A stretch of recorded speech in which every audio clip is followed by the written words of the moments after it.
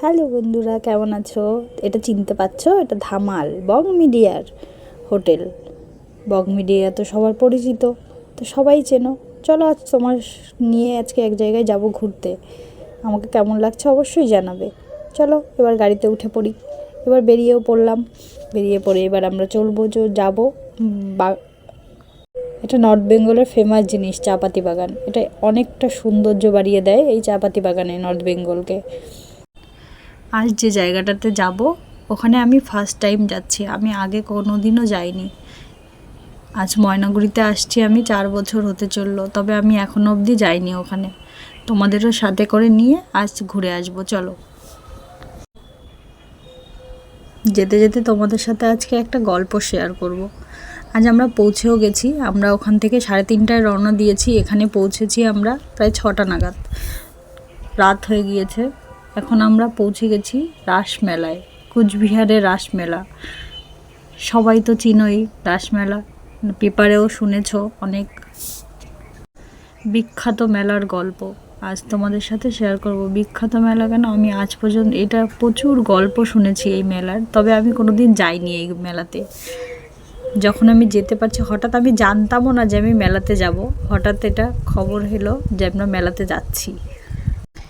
মেলাতে পৌঁছে গেছি। মেলাতে ভীষণ ভিড় ছিল, মানে এতটা ভিড় ছিল, মানে আমরা এক জায়গায় দাঁড়িয়ে আছি, মেলায় আমাদের লোকজন ঠেলে ঠেলে নিয়ে মেলার ভিতরে চলে যাচ্ছে। এখনও আমরা মেলাতে পৌঁছাইনি, তবে এই যে রাসমেলার কাছে কাছে মন্দিরের কাছে চলে আসছি।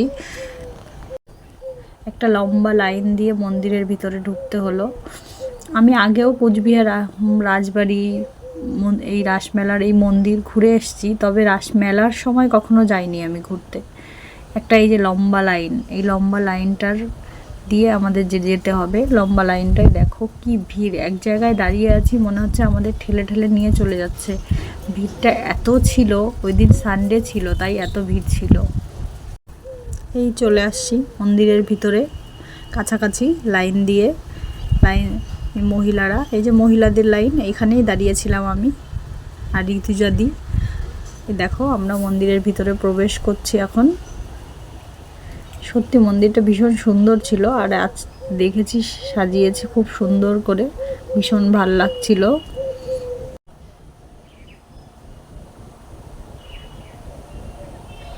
এই যে সেই রাসচক্র, বিখ্যাত রাসচক্র। এই রাসমেলা রাজা মদনমোহন 212 বছর আগে শুরু করেছিল এই রাসমেলা।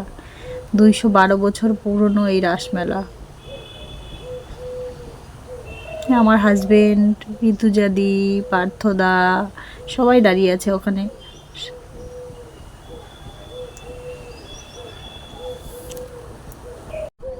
আমি 3 বছর ধরে আমার বরকে বলছি এই রাসমেলায় নিয়ে যাওয়ার গল্পটা, নিয়ে যেতে বলছি, তবে ও আমাকে নিয়ে যেতে বলে না, ঠাকুরের ইচ্ছা না থাকলে কোনো কিছুই হয় না, তাই ঠাকুরের ডাক না আসলে সেখানে যাওয়া যায় না।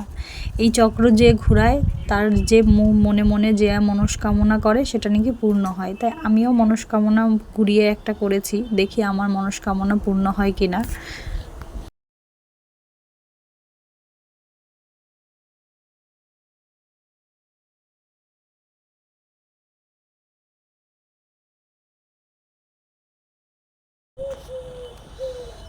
আমাদের 3জনকে দেখতে পাচ্ছ।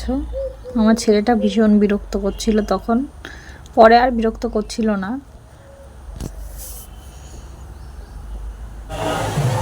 এই যে রাম মন্দির, রাম মন্দিরে এত সুন্দর সুন্দর আর্ট করেছে এখানে, মানে কি বলবো, এখানে ভীষণ সুন্দর আর্ট করে সবাই, আর্টের অনেক বড় একটা জায়গা করে দিয়েছে। আর্টের শুধু আর্ট, মানুষের আর্ট কি করতে পারে মানুষে। দেখো সেখানেও লাইন দিয়ে ঢুকতে হবে, এতটা ভিড় ছিল সব জায়গায়। সানডে ছিল ওই জন্য হয়তো এতটা ভিড় ছিল, তবে ওই কিছুদিন পরে 1 তারিখে রাসমেলা শেষ, তো তাই ওই দিন খুবই ভিড় ছিল। দেখো বলে মানুষের হাতের কাজের কোনো তুলনা হয় না, সত্যিই তুলনা হয় না। এত সুন্দর করে সবার কাজ এখানে প্রতিভা করে রেখে দিয়েছে, সবাই সেজে গুজে সাজিয়ে এই কাজগুলো দেখে প্রত্যেকে দেখে প্রশংসা করছে। প্রত্যেকের ছবি, ছোট ছোট পাসপোর্ট ছবি ওখানে দেওয়া ছিল, যে যে যে কাজটা করেছে এই সুন্দর সুন্দর কাজগুলো তার পাশে দেওয়া ছিল। দেখো এত সুন্দর সুন্দর কাজগুলো,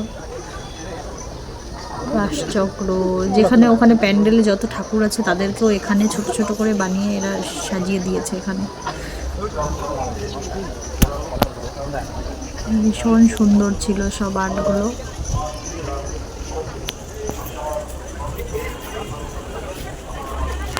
আমার তো ভীষণই ভালো লেগেছে এখানে যত আর্ট দেখেছি।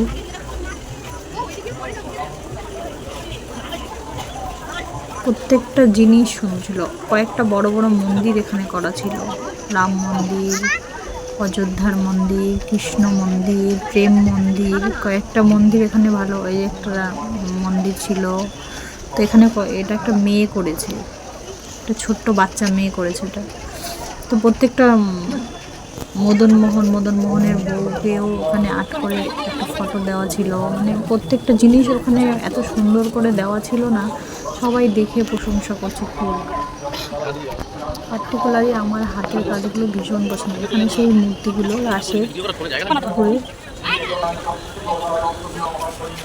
সবটা ঘুরিয়ে আমি দেখাতে পারছি না। এখানে প্রচুর ঠাকুর বানানো ছিল, আরও ওই সাইডেও ছিল অনেকটা।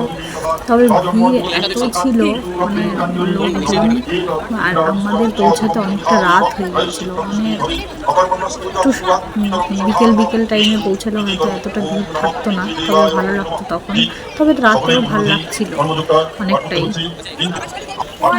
ভীষণ মজা পাচ্ছিল মেলাতে, এত মজা পাচ্ছিল, এত লোকজন, এত আমরা প্রথমবার ওকে কোথাও নিয়ে এতটা দূরে জার্নি করে ঘুরে আসছি, কিন্তু আগে কোথাও এখনো যাইনি ওকে নিয়ে। তো আমরা বুঝলাম ও কোথাও বিরক্ত করেনি, ভীষণ মজা ছিল, খেলছিল, নাচছিল, মানে ওর মতো করে ও ভীষণ ভালো ছিল।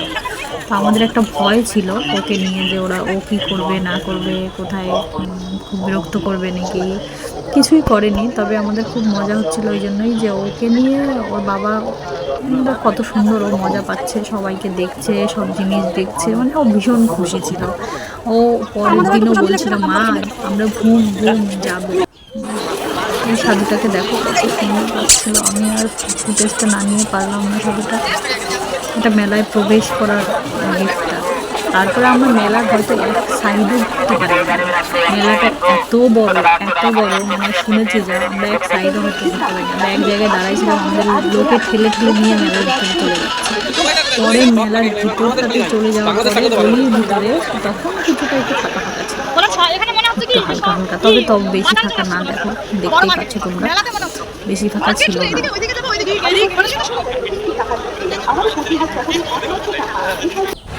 নাগরদোলা দেখলেই সবার উঠতে ইচ্ছা করে, কিন্তু আমার একটা ভয় কাজ করে, ওই জন্য আমি কখনোই নাগরদোলায় উঠতে পারি না। আমার সঙ্গে যারা গেছিল তারা 2-3 জন উঠেছে, আমরা নিচে দাঁড়িয়েছিলাম। ভালো লাগছিল ওখানে গিয়ে। মনে হচ্ছিল এত লোক, মানে এত লোক কী বলবো, প্রচুর সব কিছুর দোকান। এখানে মেলাতে মনে হয় না কিছুর দোকান বাকি ছিল, মানে এখানে ফার্নিচার থেকে শুরু করে মানে সব পাওয়া যায় এই মেলাতে।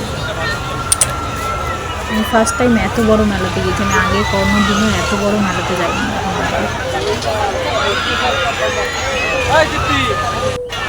দেখো কত ভালো লাগছে, লাইটিং, চারিদিকে লাইটিং, মেলা ফিল হচ্ছিল তখন। এইখানটাতে এসে মনে হচ্ছিলো আমরা ভীষণ মানে মেলাতেই দাঁড়াই আছি। আমি নাগরদোলাতে উঠলে আমার ভীষণ মাথায় চক্কর দেয়, তাই আমি নাগরদোলা কোনোদিনই উঠি না। একটা বাচ্চা মেয়ে দড়ির উপরে কি সুন্দর নাচ করছে। এখন আমরা বেরিয়ে যাব, আর ভাল লাগছে না, মানে অনেকটা রাত হয়ে গেছে মেলায় ঘুরতে ঘুরতে। 9টা-10টা বেজে গেছিলো তখন আমাদের মেলাতে। তো আমরা আর মেলাতে এখন আর থাকবো না, তো বেরিয়ে যাচ্ছি। আর এত একজন হারিয়ে গেলে মানে মেলার থেকে কাউকে খুঁজে পাওয়া কষ্টকর, তাই আমরা সবাই একসঙ্গেই ছিলাম। বেরিয়ে গেছি, যে আমরা গাড়িতে উঠে গেছি। অনেকটা রাত হয়ে গেছে আমাদের, পৌঁছাতে অনেকটা রাত হয়ে গেছিলো। ঘরের রুমে ঢুকতে 1টা বেজে গেছিলো। তো তার মাঝখানে আমরা একটু রেস্টুরেন্টে গেছিলাম। রেস্টুরেন্টে ঢুকে আমরা একটু খাওয়া দাওয়া করছি, খাওয়া দাওয়া করে তারপরে আমরা ঘরে চলে আসছি। আমার ভিডিওটা যদি ভালো লাগে অবশ্যই একটা লাইক কমেন্ট করে দিও। আমরা এই যে রেস্টুরেন্টে নেমে গেছি গাড়ির থেকে, এখন রেস্টুরেন্টে ঢুকে যাবো। যে তখন অনেকটা রাত, তখন আর মানে তখন 12:30 বাজে, একদম ফাঁকা রেস্টুরেন্ট। আমার ঘরেও পৌঁছে গেছি। বাই, সবাই ভালো থাকবে, সুস্থ থাকবে। আবার নতুন একটা ভিডিওতে চলে আসবো আমি।